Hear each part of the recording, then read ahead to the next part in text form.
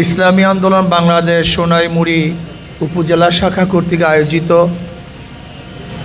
আজকে কর্মী সম্মেলনের সম্মানিত সভাপতি শ্রদ্ধাভাজন ওলামায়ে কেরাম,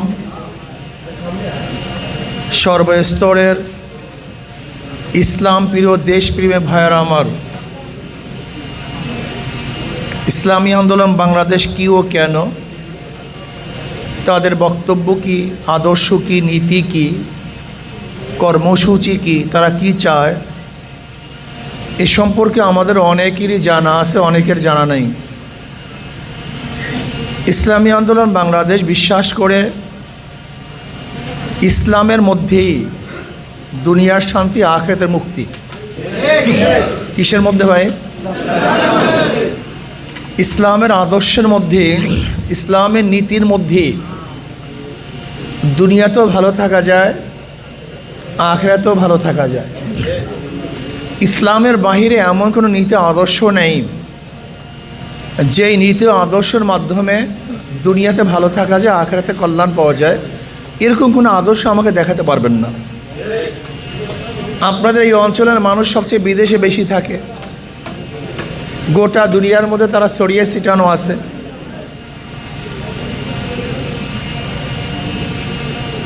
আমরা বর্তমানে শান্তি খোঁজার জন্য, সুখ পাওয়ার জন্য ইউরোপের দিকে বেশি ধাবিত হচ্ছি।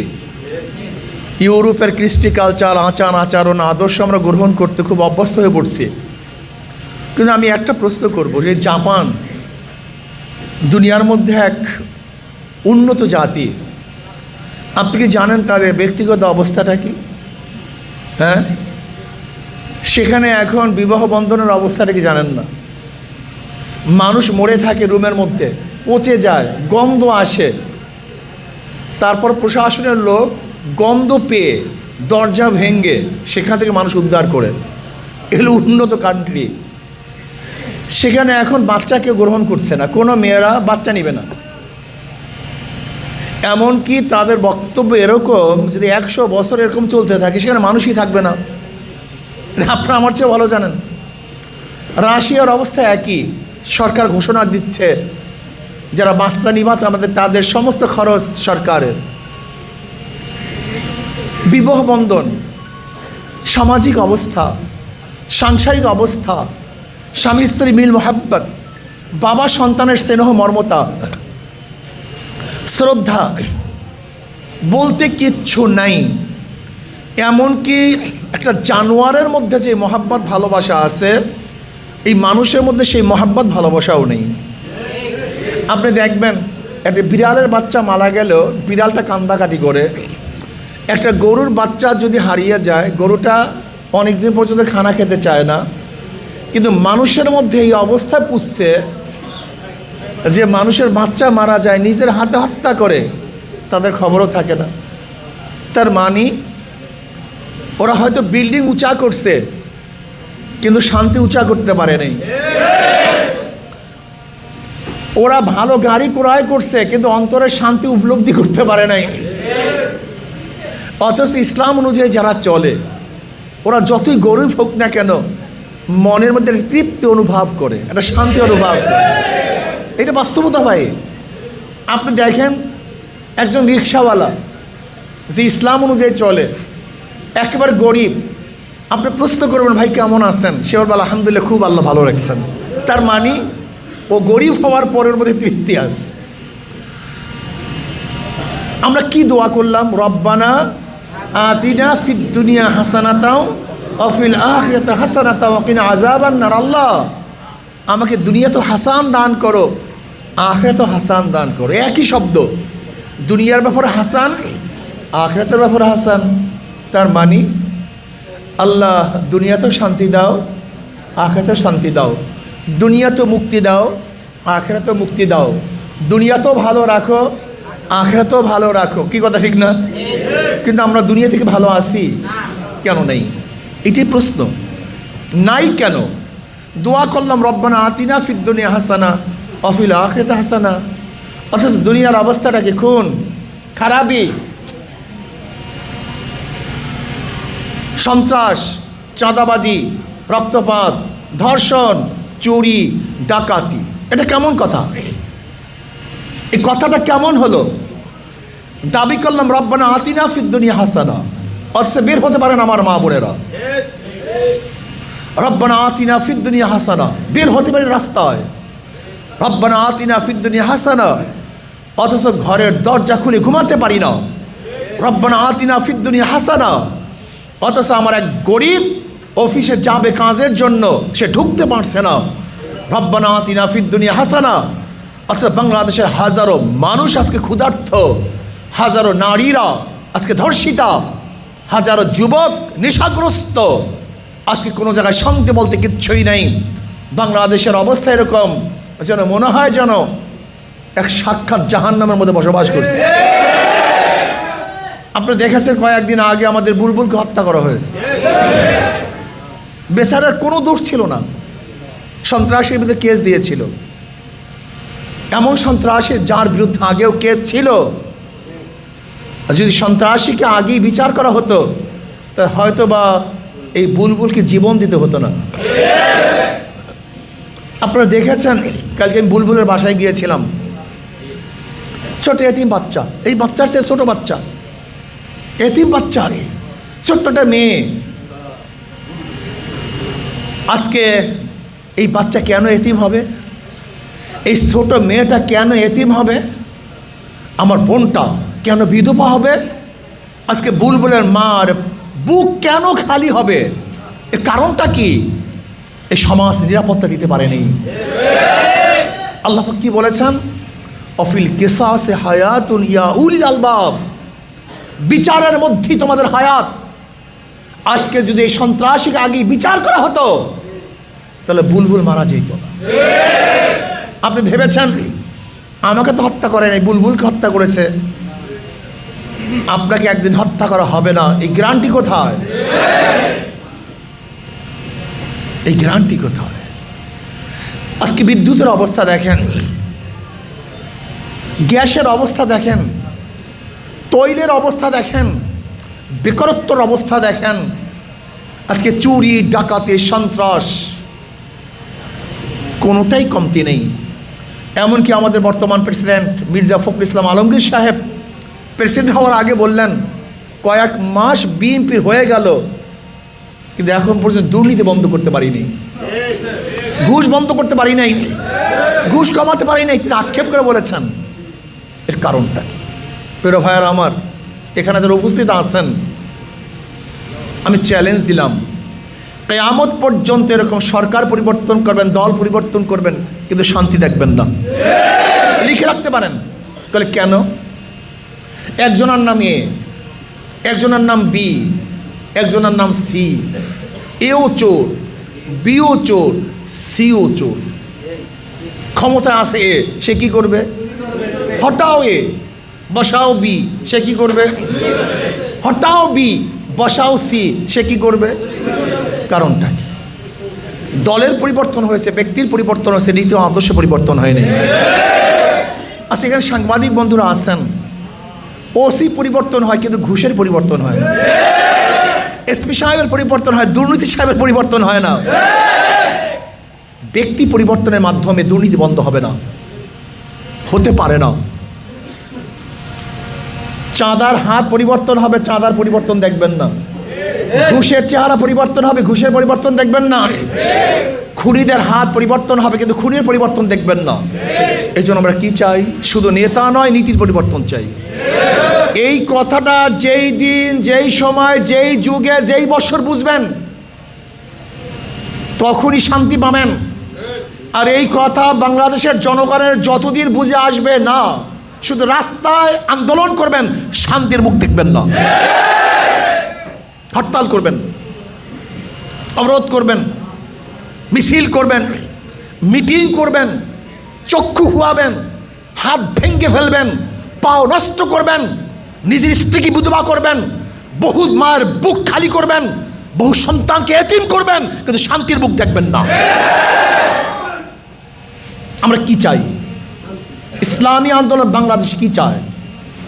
ইসলামী আন্দোলন বাংলাদেশ মনে করে জনাব মুহাম্মদ রাসূলুল্লাহ সাল্লাল্লাহু আলাইহি ওয়াসাল্লাম মক্কার 13 বছর জিন্দিগিতে কোনো আন্দোলন করেন নাই, সংগ্রাম করেন নাই, যুদ্ধ করেন নাই। কিছু লোক তৈরি করেছেন, ক্রিম, ডায়মন্ড, স্বর্ণতুল্য কিছু লোক তৈরি করেছেন, যাদের মাধ্যমে মাত্র 10 বছরে গোটা দুনিয়ার মধ্যে ইসলাম ছড়িয়ে দিয়েছেন। ইসলামী আন্দোলন বাংলাদেশে কিছু ক্রিম পার্সেন, আদর্শ এবং নীতিবান কিছু লোক তৈরি করতে চায়, যাদের মাধ্যমে গোটা দুনিয়ার মধ্যে, গোটা বাংলাদেশের মধ্যে ইসলামী বাতাস, ইসলামী হাওয়া, ইসলামী আইন, ইসলামী কানুন প্রতিষ্ঠার মাধ্যমে শুধু মানুষ নয়, প্রত্যেক জানোয়ারকে শান্তি দিতে চায়। জনাবে মুহাম্মদ রাসূলুল্লাহ সাল্লাল্লাহু আলাইহি ওয়াসাল্লাম শুধু মানুষের কল্যাণের জন্য আসেন নাই, ওমা আরসালনাকা ইল্লা রাহমাতাল লিল আলামিন, গোটা আলমের জন্য রহমত। আমার নবী বাতাসের জন্য রহমত, আমার নবী আলাইহিস সালাতু ওয়াস সালাম পানির জন্য রহমত, মাছের জন্য রহমত, গাছের জন্য রহমত, জানোয়ারের জন্য রহমত, এমনকি কুকুরদের জন্য রহমত। ওমর ইবনে খাত্তাব রাদিয়াল্লাহু কি বলেছেন, আমার খেলাফতের আমলে যদি একটা কুকুর ফোরাতের কোলে না খেয়ে মারা যায়, আমি ওমরকে জবাব দিতে হবে। আমার যুবক বাবারা, একদিন কি চিন্তা করেছেন বনি ইসরায়েলের ঘটনা? একটা তৃষ্ণার্ত কুকুরকে পানি খাওয়াবার কারণে কুলটা মহিলাকে আল্লাহ জান্নাত দিয়ে দিয়েছেন। কি বুঝলেন এই হাদিসের দ্বারা, এই ঘটনার দ্বারা কি বুঝেছেন? আপনি চিন্তা করেছেন যে একটা জানোয়ারকেও খেদমত করতে হবে? আমার নবী আলাইহিস সালাতু ওয়াস সালাম কি বলেছেন, আল্লাহ পাক তোমাদেরকে উট বা জানোয়ারদেরকে বোঝা বহন করার জন্য নির্ধারণ করেছেন, কষ্ট দেওয়ার জন্য নয়। যেই জানোয়ার বেশি বোঝা বহন করতে পারে না, এরকম বোঝা চাপিয়ে দিও না। তোমরা জানোয়ারকে মেম্বার বানাও না, এমনকি জানোয়ারকে জবে করার সময় ভোতা ছুরি ব্যবহার করো না, কষ্ট পাবে।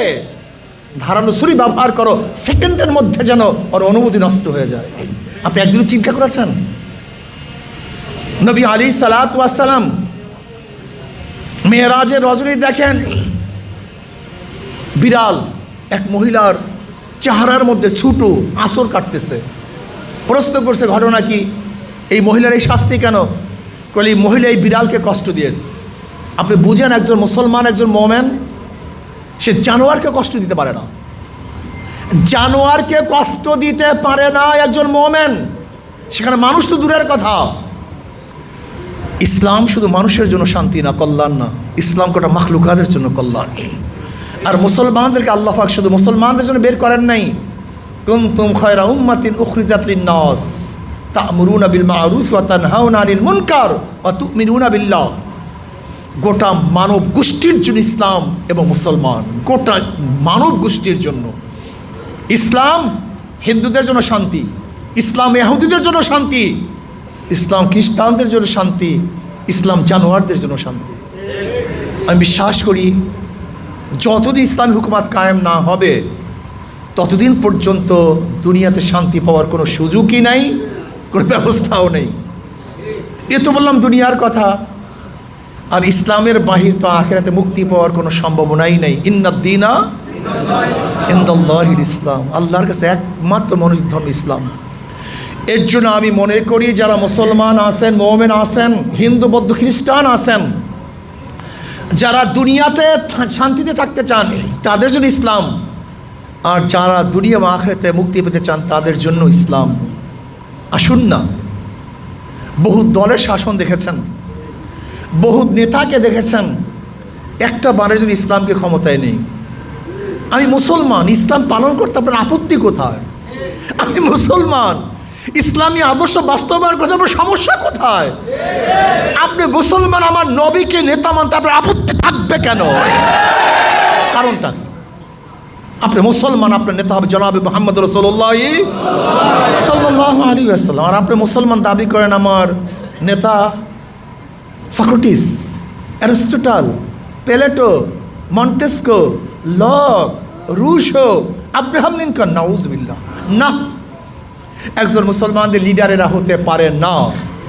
আমি মুসলমানের লিডার হবে জনাবে মুহাম্মদ রাসূলুল্লাহ সাল্লাল্লাহু আলাইহি ওয়াসাল্লাম। আমাদের স্লোগান এরকম হবে, আমরা সবাই নবীর সেনা, ভয় করি না বুলেট বোমা। আমরা সবাই রসুল সেনা, ভয় করি না বুলেট বোমা। তোমার নেতা আমার নেতা, এটা আমার স্লোগান, এটা মুসলমানের স্লোগান। এই স্লোগান তো চরমনের না, এই স্লোগান তো কোনো ব্যক্তিগত গোষ্ঠীর নয়, এই স্লোগান গোটা মোমেনের, গোটা মুসলমানের, গোটা দুনিয়ার মানুষের। মুসলমানের স্লোগান হলো এইটা, আমার নেতা তোমার নেতা বিশ্ব নবী মুস্তফা, বিশ্ব নবী মুস্তফা। আমরা সবাই নবীর সেনা। এটা চরমনের স্লোগান, এটা আপনার স্লোগান, আমার স্লোগান। আমরা যে স্লোগান শিক্ষা দিতে চাই, এই নীতি ও আদর্শ বদ্ধমূল করতে চাই, অন্য কিছু চাই না। ইসলামী আন্দোলন বাংলাদেশ যা মুখে বলে কাজও তাই করে।